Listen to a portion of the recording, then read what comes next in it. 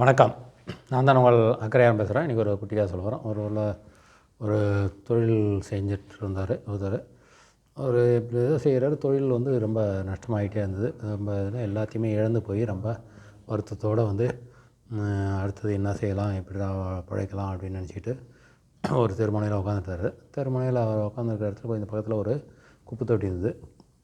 அந்த குப்பை தொட்டியில் அவங்கவுங்களுடைய வேஸ்ட் பொருளெல்லாம் அதில் கொண்டாந்து போட்டு வச்சுருந்தாங்க. அதில் ஒருத்தர் வந்தார்.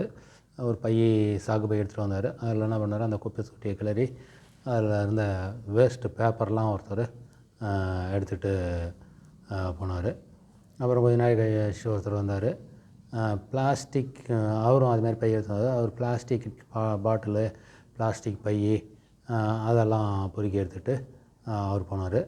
அப்புறம் இன்னும் கொஞ்சம் நாள் கழிச்சு ஒருத்தர் இதை எடுத்துக்கிட்டு அதே மாதிரி பை எடுத்துகிட்டு வந்தார். அவர் இந்த பேப்பர் யூஸ் பண்ண பேப்பர் பிளேட்டு அதெல்லாம் பொறுக்கி எடுத்து போனார். அதாவது இதெல்லாம் எடுத்து போய் அவங்க ரீசைக்கிள் பண்ணி மறுபடியும் வேறு ஏதாவது யூஸ் பண்ணுவாங்க. அதுக்காக அவர் பொறுக்கிட்டு போனார். அப்புறமா ஒரு நாய் வந்தது. நாய் அதில் மீந்து போன சாப்பாடெல்லாம் போட்டிருந்தாங்க இல்லையா, அந்த சாப்பாடு எல்லாம் அந்த நாய் சாப்பிட்டுட்டு அது சந்தோஷமாக ஓடி போச்சு. அதுக்கப்புறம் ஒரு மாடு வந்தது.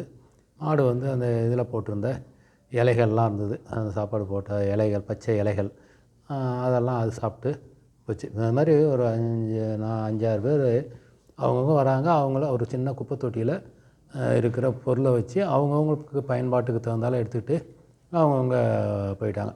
நாய், மாடு போன்ற மனிதர்கள் எல்லாமே அவங்கவுங்களுக்கு தேவையான இதை போட்டாங்க. இன்னமும் சில குப்பைகள் அதில் இருந்தது.